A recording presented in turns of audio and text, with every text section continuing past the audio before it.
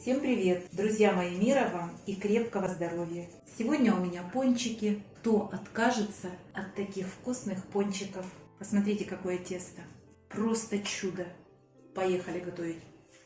В миску наливаю 150 мл теплого молока. Теплое это градусов 40.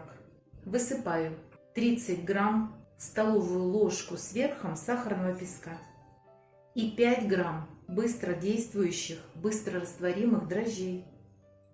Все это я перемешаю. Дрожжи и сахар должны раствориться. Сразу же высыпаю 10 грамм ванильного сахара.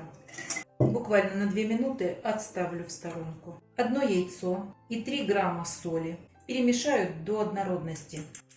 И выливаю к молоку, дрожжам. Соединяем.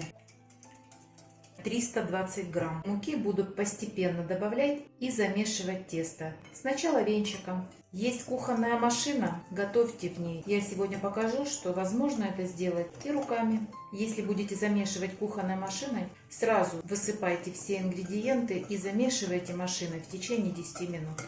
Переходим на лопаточку. Еще добавляю муку и постепенно буду добавлять сливочное масло. Здесь 60 грамм вот такого размягченного сливочного масла. Вымесила до однородности. Добавляю еще муки.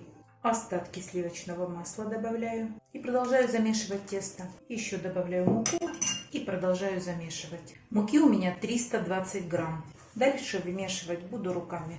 Как видите, тесто уже собралось со стенок миски. Оно очень липучее, с трудом от рук отстает. Не добавляйте муки, иначе вы испортите тесто и ваши пончики не будут такими вкусными. Можно выкладывать на стол и попробовать вымесить на столе. Если вообще не можете справиться с таким тестом, добавьте чайную ложку муки. Посмотрите, если его положить на руку, оно вот таким образом стекает с руки.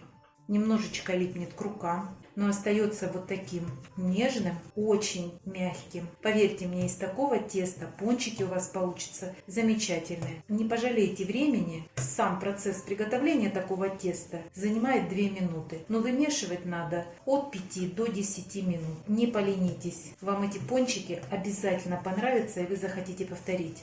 Вот, как видите, тесто не держит форму, оно потихонечку расплывается. Такое оно и должно быть. В миску, смазанную растительным маслом, выкладываю тесто, закрываю пищевой пленкой, делаю 2-3 прокола и убираю в теплое место приблизительно на 40 минут или 1 час. Ровно 1 час у меня стояло тесто. Посмотрите, как поднялось. Капельку растительного масла на стол. Вот прям совсем немножечко, чтобы столешницу смазать. И выкладываем наше тесто. Посмотрите, какое тесто.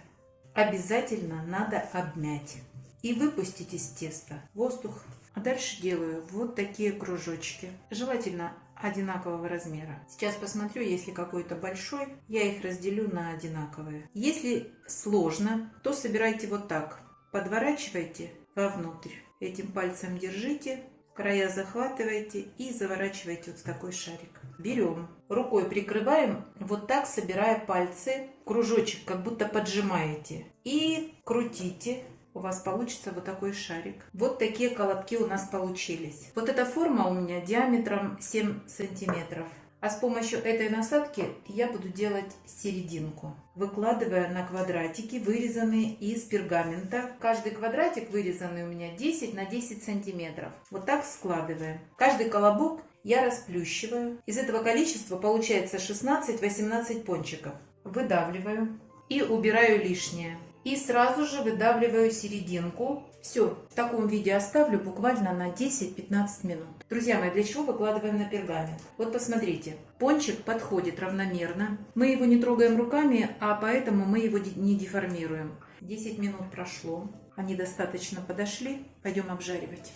Обжаривать буду в сковороде. В сковородку налила растительного масла. Вот от донышка 2 сантиметра. Масла должно быть много. Пончики должны в нем плавать и обжариваться. И разогреваю сковородку на огне ниже среднего. Это займет 2-3 минуты. Сразу большой огонь, если дадите, масло раскалится и пончики ваши сгорят. Как проверить, раскалилось масло или нет? Бросаем кусочек теста и смотрим. Как только кусочек теста запляшет в сковородке, масло готово.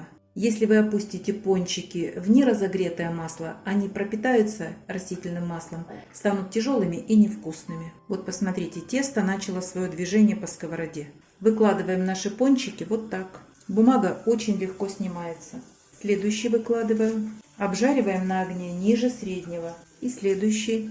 Вот для чего нужна бумага. Мы их не трогаем руками и не деформируем. Обжариваем где-то по минуте с каждой стороны. Переворачиваем. Как видите, они получаются ровные, кругленькие и красивые. Пончики допускается переворачивать. Если с одной стороны не дорумянился, переворачивайте. Выкладывать буду на бумагу. Лишнее масло уйдет. Ну как вам? По-моему, красавцы. Думаю, что принцип понятен. Сейчас все обжарю и покажу, какие они на разломе. А вы, друзья, не забывайте подписываться на наш с Петровичем канал. Пока-пока!